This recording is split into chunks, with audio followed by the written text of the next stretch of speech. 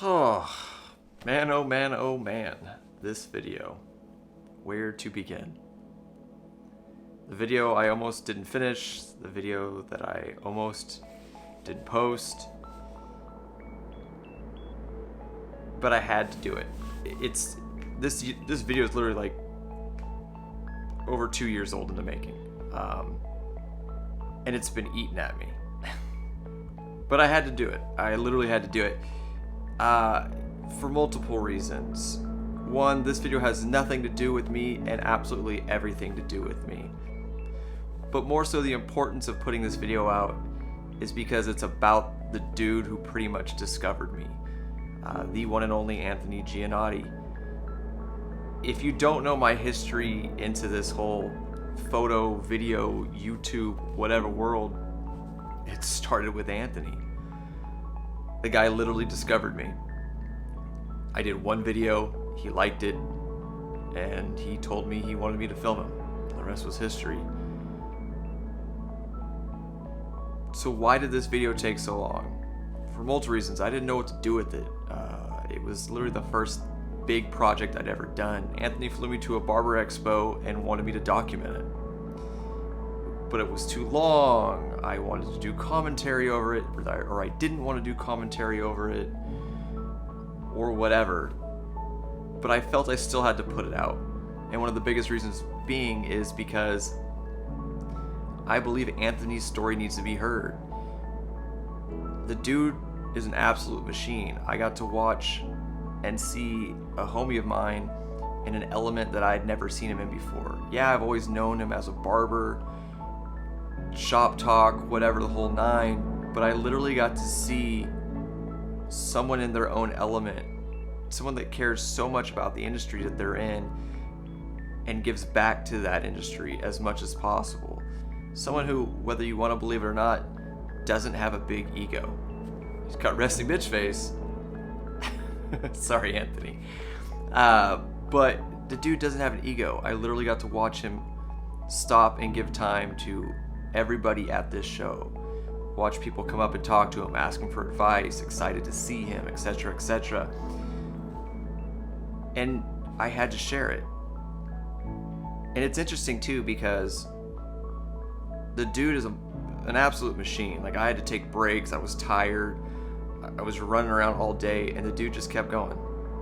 Anthony in his little backpack, running around the Hair Expo for 3 days in Vegas, giving as much time to everybody as they needed, doing haircuts, etc., etc., the whole nine.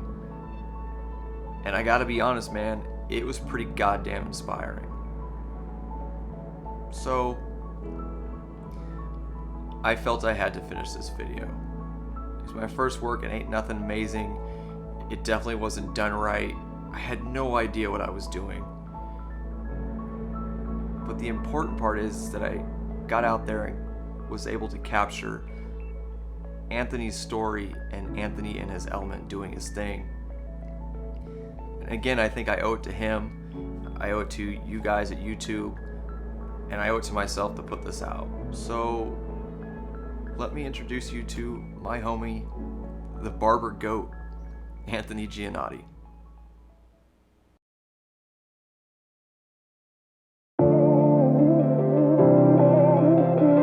Philly is in a good area. It helps keep notes, it really just makes it a whole lot easier. Pretend like you don't love it.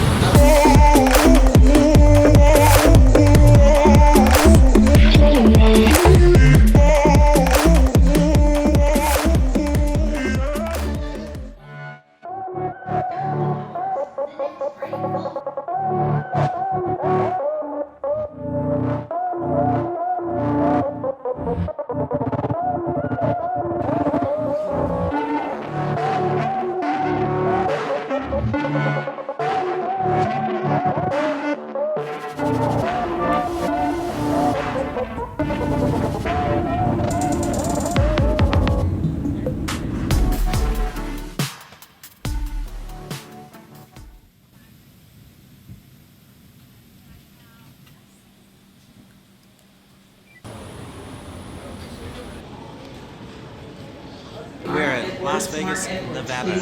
Las Vegas Barber Expo. What? Oh yeah, here to work for Gamma, the new clipper company, Hanzo, Tori Hanzo scissors, shears, whatever you call them, and my own product, Richard Crown Barber Company. Doing a brand immersion for, Squire, I forgot about Squire. I'm here to work for Squire as well. Shit, they're not going to be happy about that. I love you, Squire. But right now I'm hungry as fuck.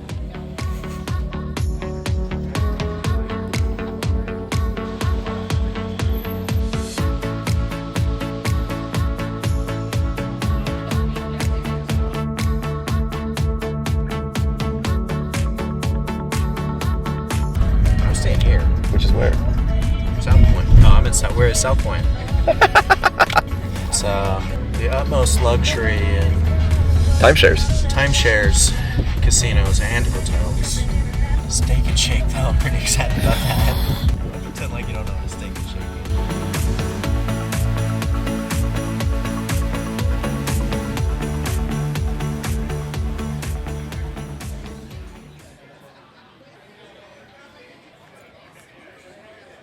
Look, if I got a deal from Nickelodeon, for being, TikTok famous, cut the deal. I should just create Twitter. Just my videos on Twitter. Literally, just put your Twitter too, and on Twitter they go. Just put your Instagram viral on your bio. It's like the new like I know, it's mostly kids. What the fuck were we 10 years ago? MySpace. Yeah. Bunch of fucking kids. Yeah, sure.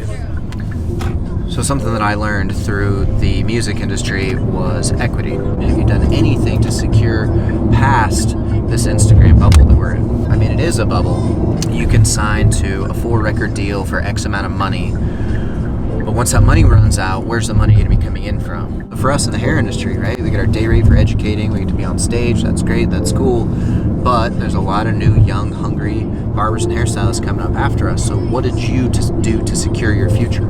Did you start your own shop or shops? Did you start some sort of equipment or product? Did you do online education? Have you started a mentoring program? Everybody's got a social media shelf life. So what are you going to do when that shelf life runs out?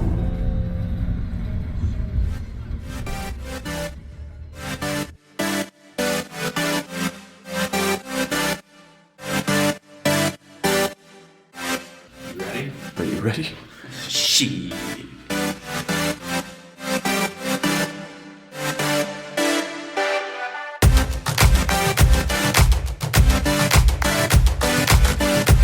Actually, I'm originally from Buffalo.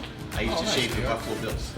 I used to shave Number the Lightning Bolts with Bruce Smith, Devlin, all the old guys. Right on. Well, I'm doing a barber training. Do you know how to get to the second floor? You know what? When you go down that way, you turn right where the big horse is up the escalator. Excellent. Thank you very much. Great to meet you. Good luck today.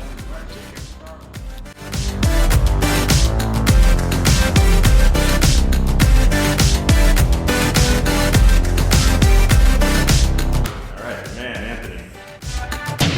I fell in love with the industry. This is like 2010, 2011. Education back then, you had some hack from Andis would come through every once in a while. You go to a hair show, there's no barber stuff.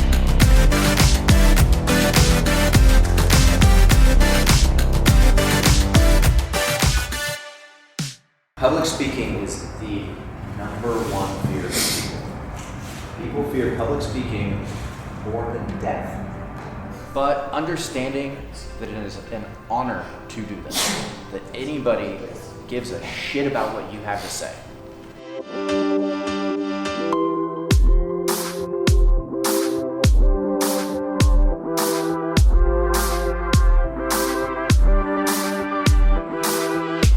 You guys, I really appreciate you guys listening.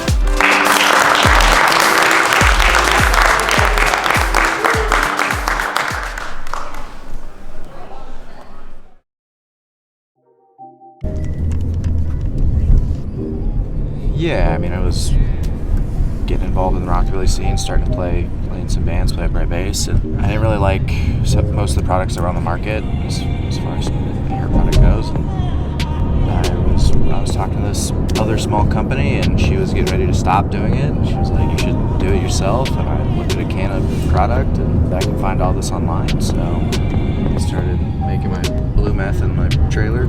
I did that to kind of be further a part of the music scene. I know how hard it is to make money touring, so I sold that on the side, and when I would be on the road, I sold it to friends' bands to help them make a little bit extra money on the road. Helps them, helps me, you know.